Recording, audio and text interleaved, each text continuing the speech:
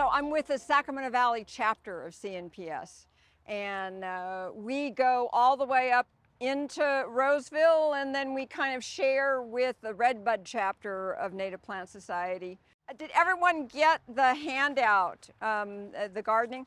I was a beginning gardener when I first started doing native plants, so these are things that that I didn't even know before I got into them. And native plants is probably better to really know if there's any differences. The most important thing is at the on the second and third page, there are a list of plants, and I group them by trees and shrubs, so it's the plant form that they're grouped in. But I thought I would stay with my two absolute favorite categories.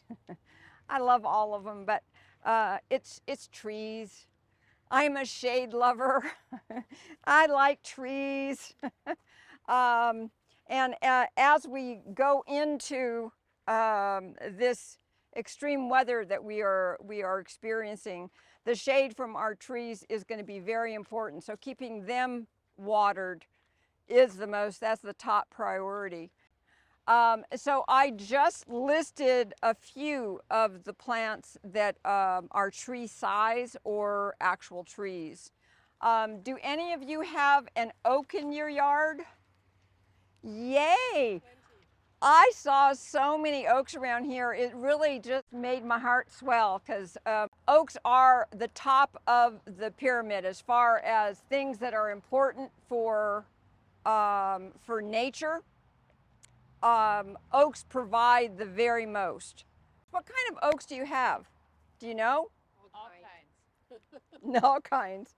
Well, that's good. The valley oak, the scrub oak, the live oak. Those are really the vital oaks around here. Yes. Red oak, I think, is a Eastern. Yeah. It is. And Smud puts those in sometimes. Yeah. Not really a fan of the red oak. I mean, it probably does a lot of the same good stuff, mind you. What I'm don't really love about them is they tend to hold on to their leaves until like January, February, when I have finished all of my raking. So I get to do it again. So that's kind of why I'm not a giant fan of theirs. But this is something else that the Sacramento Shade Program does, is they put out some redbuds. I've heard that you can request Western redbuds. They tend to plant a lot of Eastern redbuds, which I don't understand. If you choose a plant that has a good form, that starts out with a good form like that, in order to get it to stay looking like a tree, you just pinch it off. It's not really very hard. You have to do a little pinching the first couple years, then you have a tree. Native plants are really about the critters that they support, the birds, the butterflies, the bees, all of the insects that they need. It's kind of like, I was looking at one of my oaks. I've got a valley in my front yard, and I said, so what are they supporting? And I'm like, yeah, I see birds flying in. And then I paid attention one day. It's like, oh no, there's a lot more birds flying in than I knew. And then you start seeing them, and they are hopping around in there, and they're getting the little insects. Do you know where the little insects come from? Some of them are from the galls. Yeah. Have you seen the galls? That we got so many different kinds of galls on them, and the galls are where some of the insects live. They crawl out, and then they are part of the food chain. So they are very important for the insects that use them, because it helps the birds. There was a let's see, Douglas Talame is a professor back in Delaware, way back in Delaware. He's a professor of entomology, and he did a study where his students did a study where they watched a pair of birds that I can't think of what kind they were right now. But anyway, they watched them for 6 weeks. They, like took turns, etc. And they counted how many caterpillars this pair of birds took back to the nest. And they counted it for 6 weeks. 6,000 caterpillars.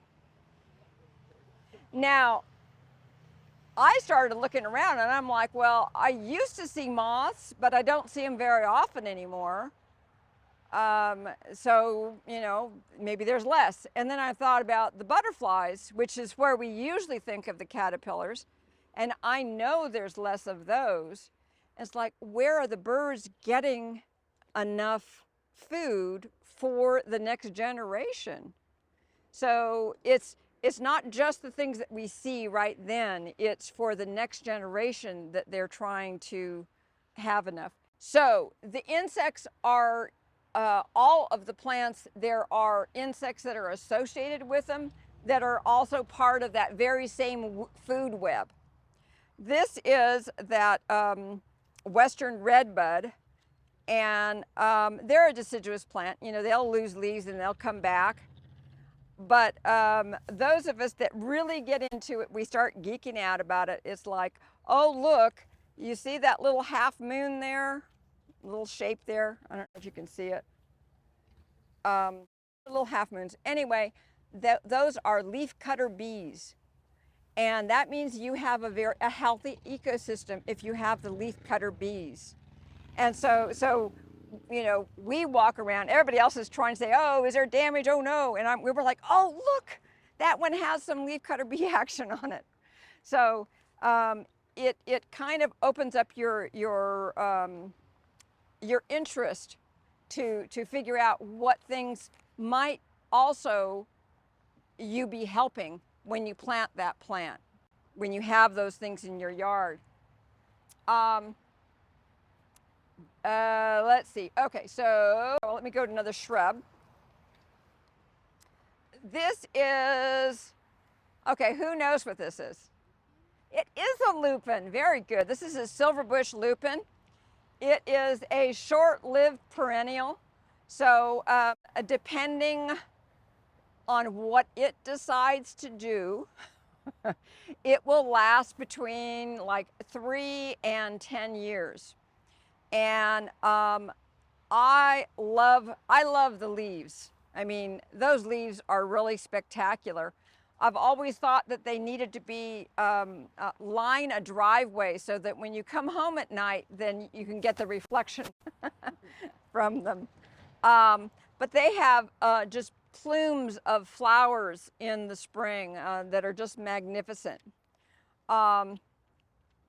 So all of these guys are on your list. And I just want to say that on our website, the California Native Plant Society, Sacramento Valley Chapter nursery site, I also put them there so that you could just look at the plants and the guide. So they're both there side by side. You can look at the plants, find out all about them, look at the pictures, and the pictures are going to be, well, it's usually of the things in flower. So the other thing to look for is when they're in bloom, so that you're trying to do. That's also in your handout, though, is the time of bloom, so that you can kind of stagger it, because you really want to have things for critters year round, not just a short window. This is a Coyote Mint, and I am going to pass it around and just go ahead and just go like that and smell. This is a very important plant for butterflies. It has the flower shapes that they need in order to get their nectar. And so the butterflies need that. They get to be a pretty good size, and they will be in full bloom if they get a little bit of water. So judicious watering is really important. And to go back to what Jay said, planting in the fall is very important because it gives the plant a chance to develop its root system. If you plant later in the year, it's fine. It's just that you're going to have to probably give it water much longer because it won't have developed that. So here it is, and so you can smell it. What's that called again? It's Coyote Mint, Monardella villosa. Coyote. And so this is one that I never really appreciated enough.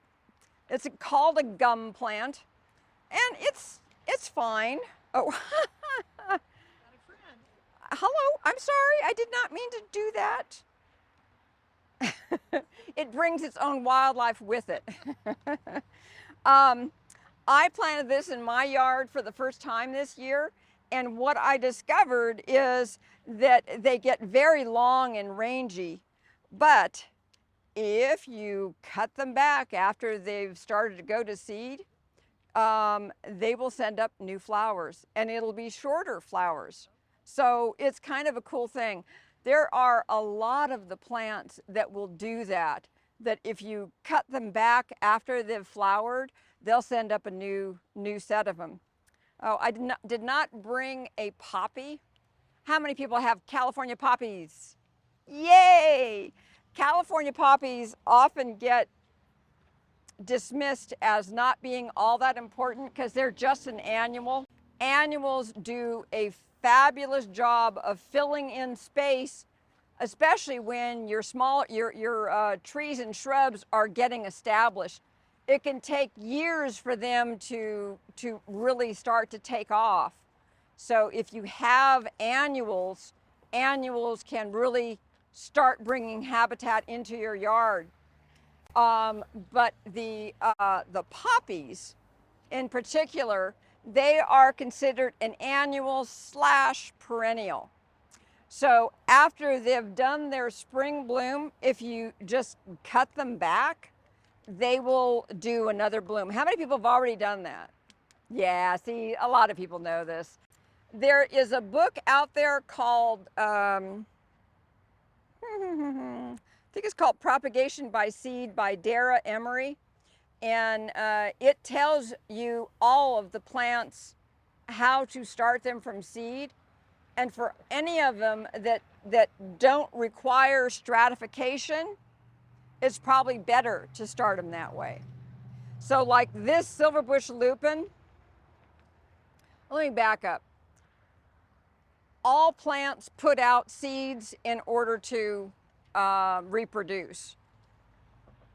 The number of seeds, like the redbud puts out, like one plant probably puts out 1,000 seeds.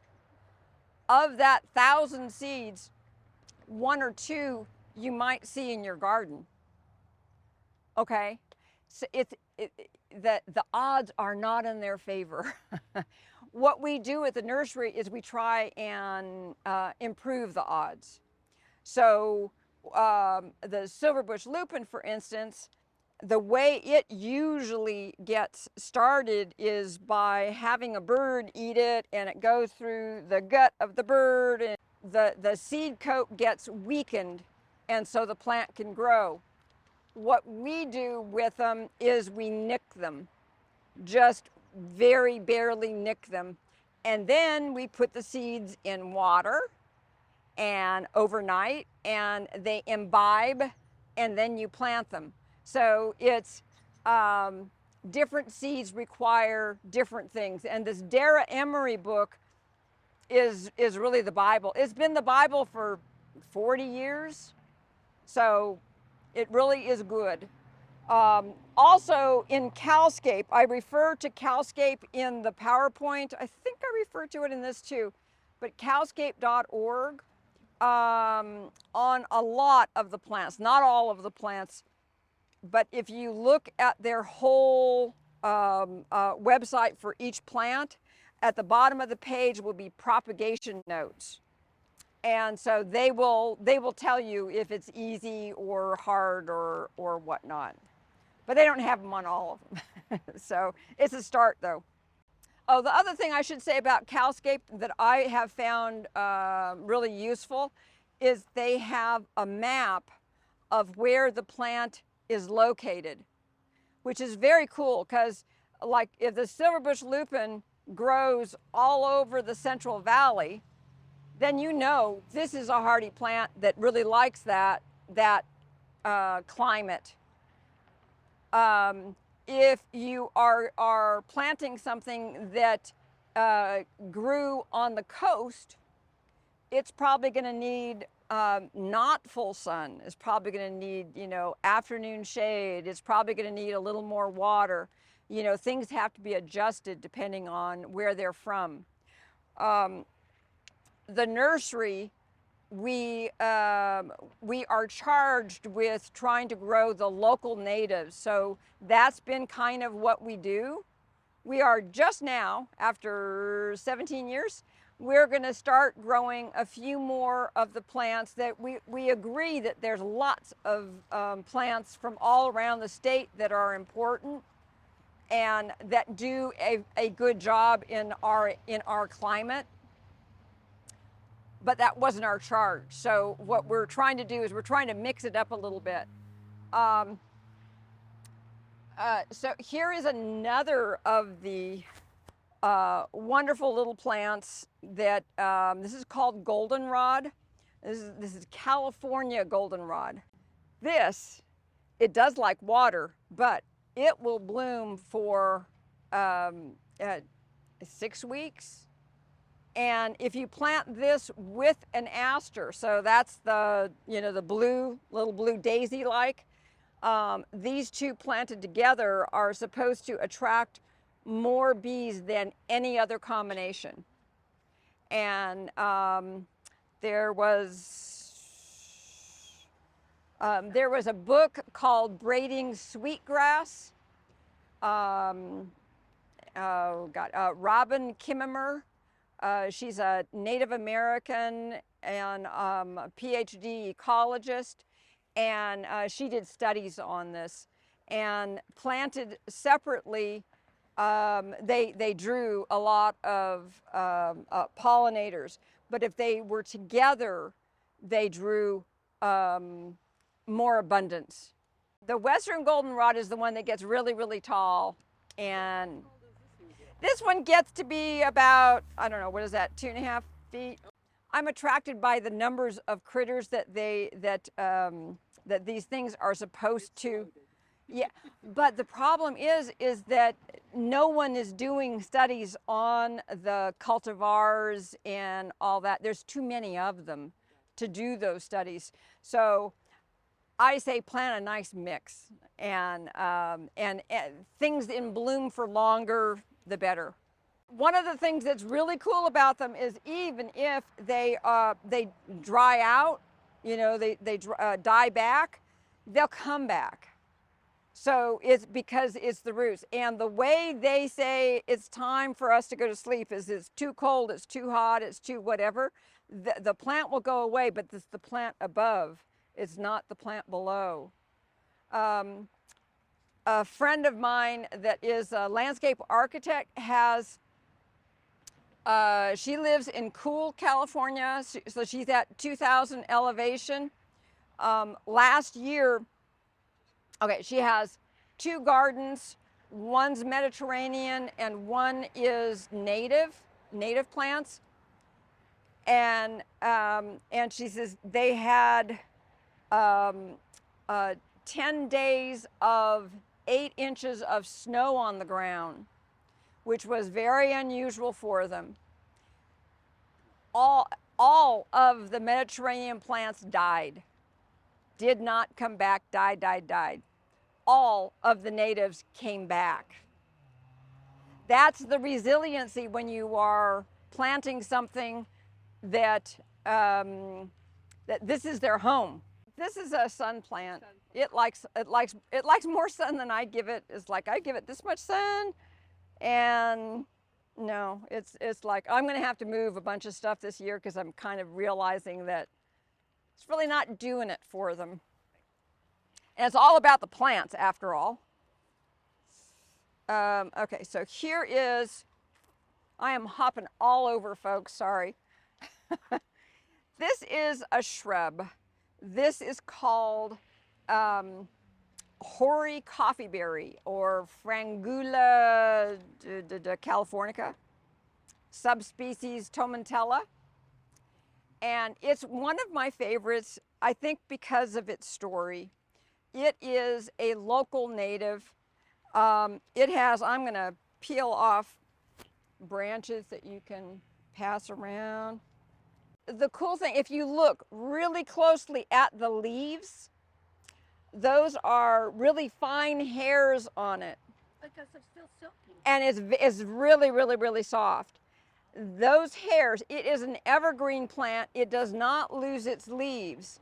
And that is how it survives, is because it has that hair on it to so that it doesn't kill the plant. Is that cool or what? That is a story of survival. There's one more thing I wanted to show you. I love the California fuchsia because the hummingbirds love it. How many people have hummingbird? Yeah, they are a major attractor for the hummingbirds. And this is one of mine. You can tell how tall they are. This one I grabbed because it was laying across my walkway because I need to trim it. The one over here in this little garden is, I'm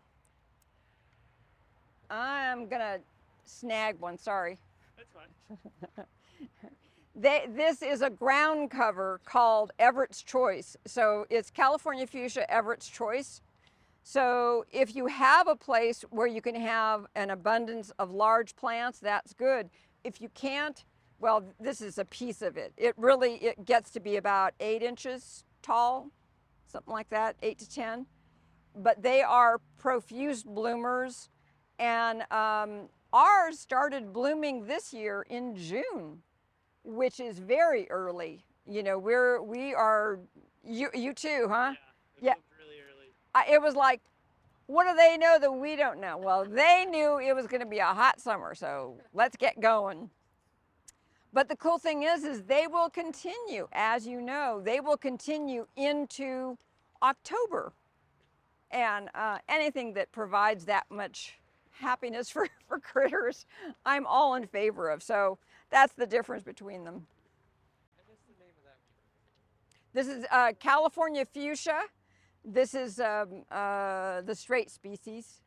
So it's Epilobium canum, and this is Epilonium canum Everett's Choice. Everett is a fellow that worked at one of the premier nurseries in our area and lives not too far from here. I think he lives in Penryn. And he's like in his 90s now. He still comes down to the nursery now and then. And now we have a patch of Everett's Choice there, so I can't wait for his next visit. This, you guys might already know, but this is white sage. They use this plant in ceremonies and for smudging and for bringing good health into your house. And it does have an amazing smell to it.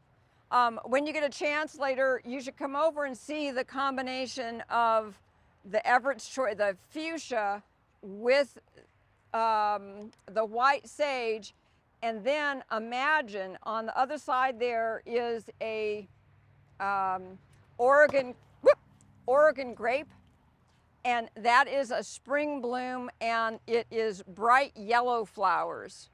So again, you're going to have different effects year round. So I think that we have to embrace the differences and try and get as much diversity into our yards.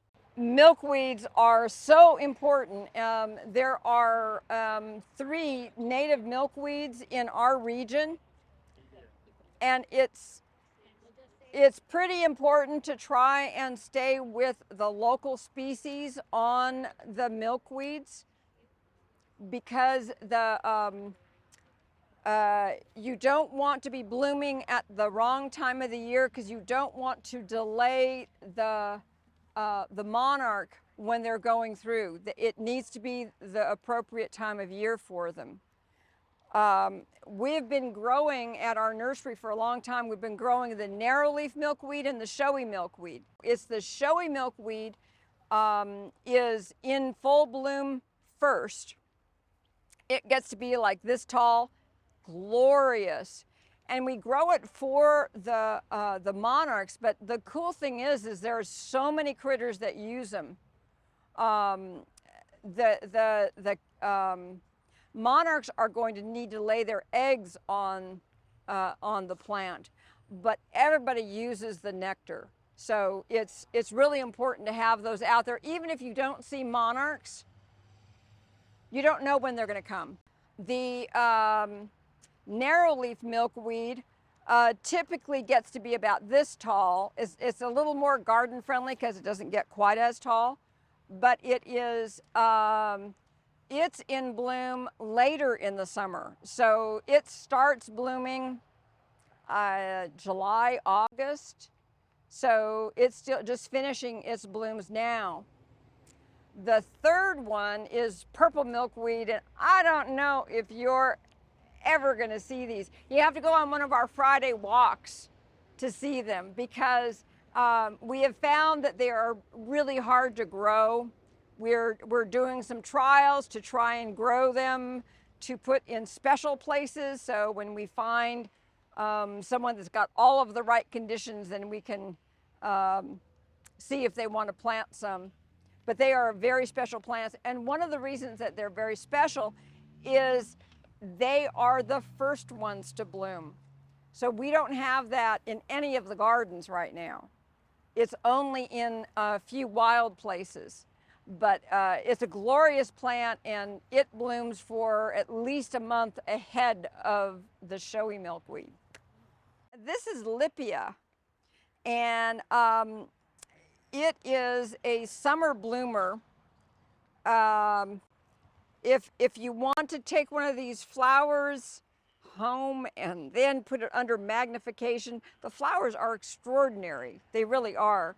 But the bees love this plant.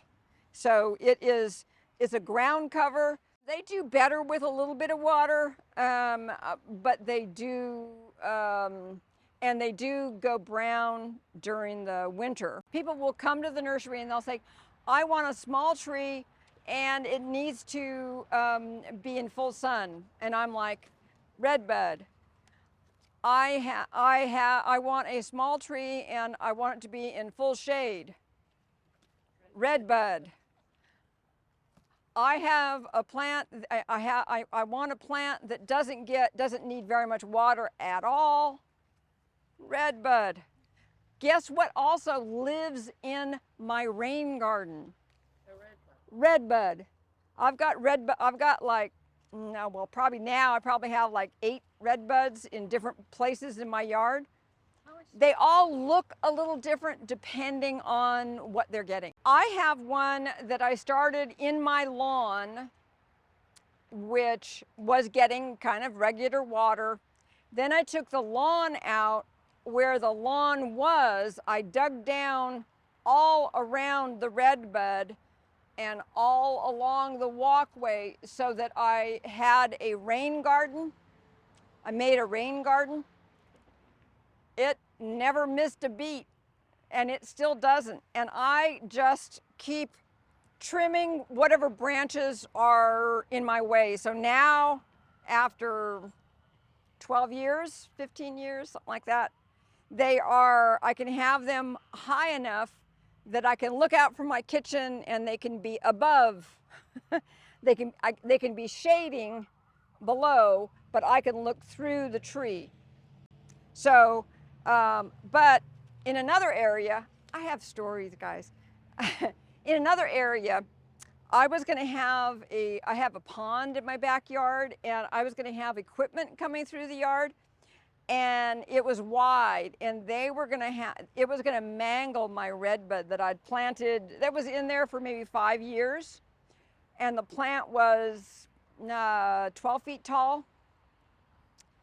And so I had heard that you can cut them all the way down, called coppicing, and that they will come back and they'll be multi-trunked. And I said, well, it's gonna get mangled. I might as well coppice it and see what happens. By the end of that year, well, by the end of that summer, there was many branches that came up. They had formed multi-trunks, and it was 10 feet tall. So that's what happens with native plants.